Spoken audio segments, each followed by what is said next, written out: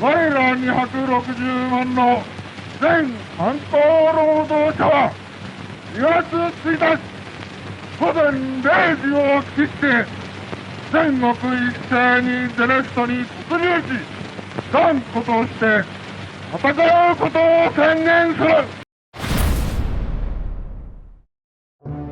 The labor movement was gaining momentum throughout Japan. The Yoshida Shigeru cabinet made clear its antagonistic stance toward the labor movement. In response to this, labor unions such as the Sanbetsu and the Sadame of trade unions announced that all government union members would go on strike. Sanuto is an abbreviation for general strike. It's a nationwide strike that takes place simultaneously. This time it is a general strike by all government union members. This was mainly made up of national and local government officials. But private sector labor unions also agreed. This could mean that up to 6 million workers could lose their jobs, with approximately 2.6 million civil servants at the core. This could mean the complete shutdown of all industries, including schools, railways, electricity, and communications. It was expected to be a strike on a scale never before seen. Since the planned date for the strike was February 1st, this general strike is known as the February 1st General Strike. Approximately 300,000 people gathered in front of the Imperial Palace, calling for the overthrow of the Yoshida cabinet and a breakthrough in the crisis. The general strike looks set to succeed. 臨時ニュースを申し上げます。マッカーサー元帥は今日午後2時半、次のようなステートメントを発表しました。世は連合軍最高司令官としての権限を持って総費業を行う目的をもって団結した各組合の指導者に対し、現在の疲弊した日本において致命的な社会的影響を及ぼすかかる手段を取ることを許可しないことを通告し、かかる行動を進めることを中止するよう命令を発した。マッカーサー元帥のスト中止命令を受けて31日午後7時半に開かれた共同闘争委員会では、佐世事務局長が男泣きに泣きながらその経過を報告。さらに慎重討議の結果、2月1日ジェネストはついに中止となりました。The general strike was called off due to GHQ taking action just before it was to be carried out. GHQ, which was responsible for the occupation rule, did not approve of strikes that could lead to social unrest. A general strike would paralyze transportation and communications, driving the people into a state of starvation. Furthermore, transporting coal, which is the raw material for electricity and gas, will become difficult, and industries that have continued to operate on a small scale will come to a halt. If a general strike were to take place, the image of the U.S. military suppressing Japanese workers would be broadcast to the world. I must avoid that at all costs. GHQ felt a sense of crisis about this. That's why GHQ wanted to prevent the general strike at all costs. In this way, GHQ invited labor union representatives and informally recommended that the general strike be called off. Upon receiving this order, the Japan Socialist Party and the Sadame of trade unions came to the understanding that GHQ was opposed to strikes. They withdrew from the front lines of the general strike. However, from the beginning, the Communist Party believed that the occupying forces or liberation forces are on the side of the workers, so they cannot ban strikes. The Communist Party was deeply shocked by GHQ's response. However, the Communist Party felt that it could no longer be stopped and, ignoring the advice of GHQ, attempted to launch a general strike. However, MacArthur himself finally took action and officially ordered the general strike to be called off. Thus, the February 1st general strike was forced to be called off by GHQ. The cancellation of the general strike had a major impact on Japan thereafter. The first thing that comes to mind is the impact on social movements. During the February 1st general strike, the Sanbetsu and the Japanese Communist Party took the lead as leaders. However, with just one order from GHQ, they decided to call off the strike. Seeing this, the workers began to think that the Communist Party could not be trusted. The influence of the Communist Party is rapidly declining. At the same time, workers began to think that the revolutionary line of the Communist Party and the Sanbetsu was no good. They began to believe that the time had come for the Japan Socialist Party and the Sadame of trade unions to pursue a labor management cooperation policy. Expectations for the Japan Socialist Party were high. In this way, voices such as "Let's create a united front against Yoshida" and "Politicians, workers, and capitalists should cooperate" spread. The second impact was on GHQ. When MacArthur saw the general strike movement, he thought that economic hardship could undermine democratization. Due to this sense of crisis, GHQ began to move in the direction of strengthening the controlled economy. Furthermore, GHQ increased its vigilance against the Japanese Communist Party, which was attempting to force a general strike. GHQ began to judge the Communist Party as dangerous. At the same time, GHQ also began to distrust the Yoshida cabinet, which was unable to suppress the general strike on its own. MacArthur believed that the Yoshida cabinet was powerless to overcome the situation and that a change of government was necessary, so he sent a letter to Yoshida Shigeru stating, "You must hold a House of Representatives election as soon as possible." The official message was that Japan's institutions and economy have changed significantly since the last general election, so it is necessary to once again ask the people for their free will. However, the actual intention was to send a message, "You must form a new cabinet." It is said that from the very beginning of the occupation, MacArthur may have thought that the occupation would last no more than 2 to 3 years.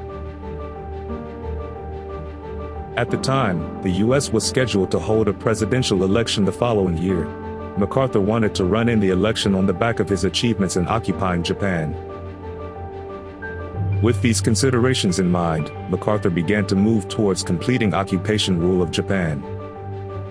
Demilitarization is over. Democratization is also nearing completion. The next challenge is economic recovery. For this reason, we need to conclude a peace agreement as soon as possible. MacArthur made that statement. From this point on, the issue of peace finally began to be discussed publicly. Japan will begin the next stage towards the end of the occupation.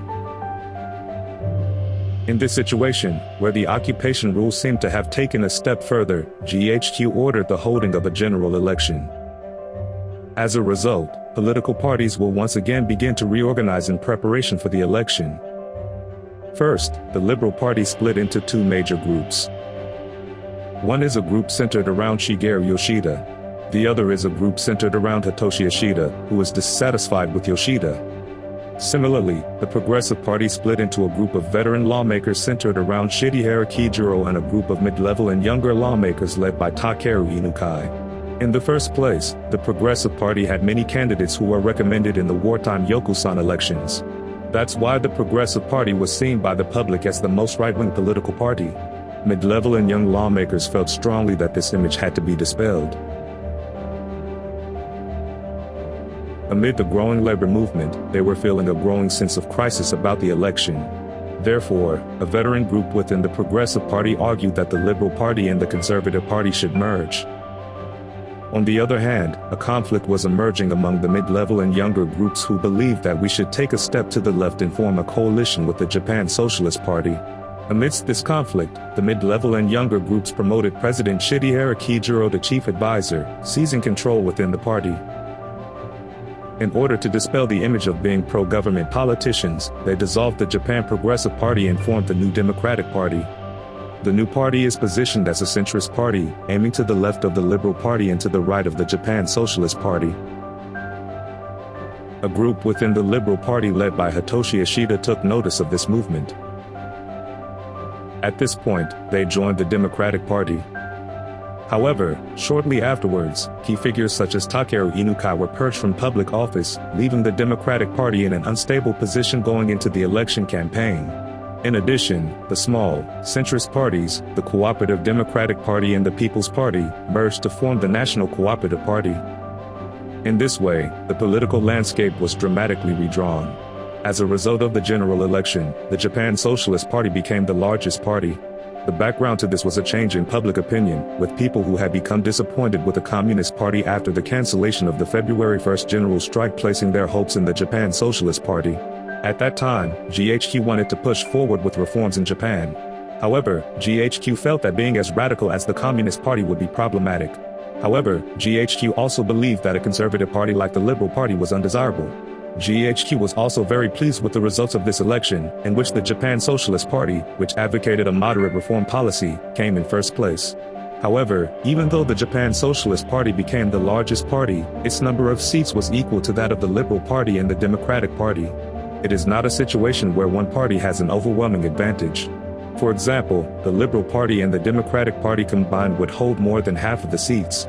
This meant that there was a possibility that a conservative coalition government would be formed, bypassing the Japan Socialist Party, which was the largest party. However, Liberal Party President Shigeru Yoshida thought it's important to show the positive side of losing at this point. He thought it would be better to leave this to the Japan Socialist Party. They did not choose the path of taking power through a conservative coalition. Thus, Tetsu Katayama, chairman of the Japan Socialist Party, was elected prime minister. However, the Japan Socialist Party does not hold a majority in the House of Representatives. Therefore, if things continue as they are, it will become extremely difficult to run the Diet stably. So it became necessary to form a coalition with another party. The Japan Socialist Party then envisioned forming an alliance with the Liberal Party, the Democratic Party, and the National Cooperative Party to form a four-party national coalition government. He believed that forming a coalition of four parties would ensure a solid foundation for the running of the Diet. However, the reality was not so simple. Even the Democratic Party, one of the parties in the coalition, was divided into veteran, mid-level, and young groups, and there was no consensus within the party. In this situation, it was extremely difficult in reality to get four more political parties to unify their policies. In particular, the Democratic Party's mid-level and younger groups had lost key members due to the purge from public office. And it also leaves the party in a precarious position. In the midst of this, they turned their attention to Hitoshi Yoshida, who had just joined the Democratic Party and decided to make him its president and embark on a coalition with the Japan Socialist Party. However, from the perspective of Yoshida Shigeru of the Liberal Party, it would not be easy to team up with Hitoshi Yoshida, who had previously rebelled against him and left the Liberal Party. Yoshida called for the exclusion of the left wing of the Japan Socialist Party, which advocated an alliance with the Communist Party. However, the Japan Socialist Party was unable to meet this demand. As a result, the Liberal Party took the position that we cannot join the cabinet, but we will cooperate from outside the cabinet. In this way, the Liberal Party, although outside of the government, became involved in politics by supporting the Japan Socialist Party government. Thus, a coalition government was formed between the Japan Socialist Party, the Democratic Party, and the National Cooperative Party. GHQ also had high hopes for this administration. MacArthur assessed that Japanese politics was choosing centrist politics because Tetsu Katayama of the Japan Socialist Party was elected as the new prime minister. MacArthur also mentioned that Katayama, who had just become prime minister, was a Christian. MacArthur issued a statement welcoming the formation of the Katayama cabinet, saying that for the first time in Japan's history, it would be led by a Christian leader. Thus, a Japanese-American reformist coalition government was launched, with the GHQ Civil Affairs Bureau, which had been promoting democratization, joining forces with the Japan Socialist Party, which advocated a moderate reform policy.